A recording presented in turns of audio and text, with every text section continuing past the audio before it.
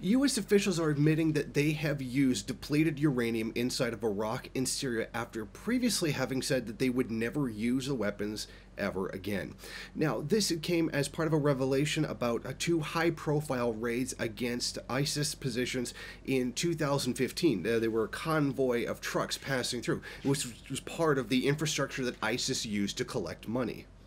U.S. Central Command spokesman Major Josh Jacques told Airways and Foreign Policy that 5,265 armor-piercing 30mm rounds containing depleted uranium were shot from Air Force 10A fixed-wing aircraft on November 16th and November 22nd in 2015, destroying about 350 vehicles in the country's eastern desert.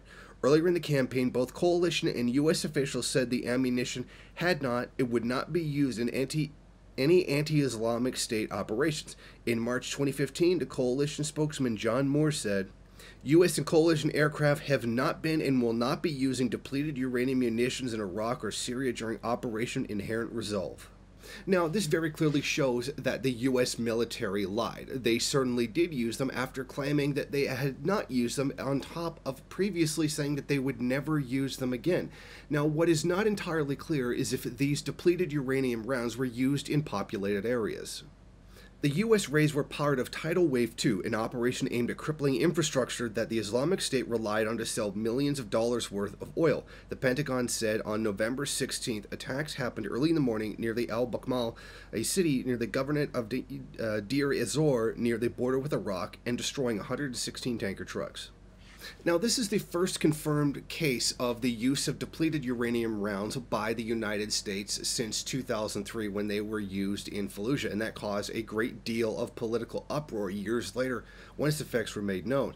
Now, the firing of any depleted uranium rounds inside of Iraq would certainly be a political problem given the history of the use of the weapon inside the country, and the fact that the now standing Iraqi government has said that they don't want such weapons used inside of their country because of the detrimental effects it has had against people. Depleted uranium is left over from the enrichment of uranium-235. It is exceptionally hard and has been employed by militaries both to penetrate armored targets and to reinforce their potential targets like tanks against enemy fire.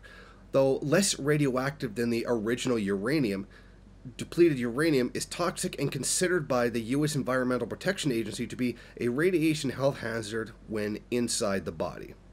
Now, internationally, depleted uranium is kind of in a gray area. It's not explicitly illegal by international bodies, but the United States has banned its use domestically inside the country, which certainly shows the double standard for human life they certainly have. They're not willing to subject the American people to it, but the people of other countries, the occupied countries, they don't seem to have that same kind of concern for. Now, it's well documented the problems that depleted uranium has on populations, including massive explosions of cancers and birth defects among pregnant women.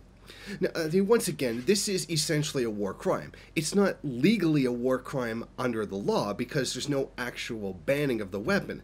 But what else can you call this? It's the use of a weapon that has tremendous destructive power towards the civilian population.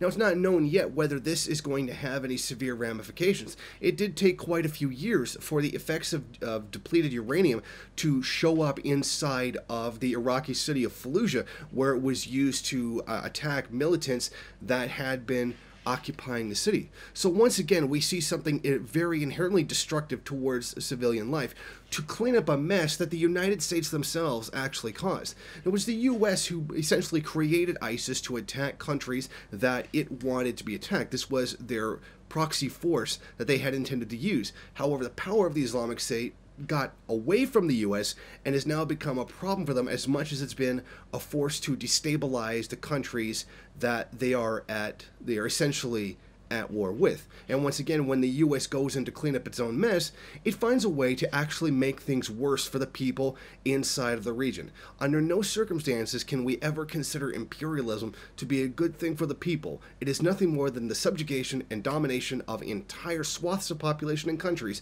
for the benefits of U.S. capital.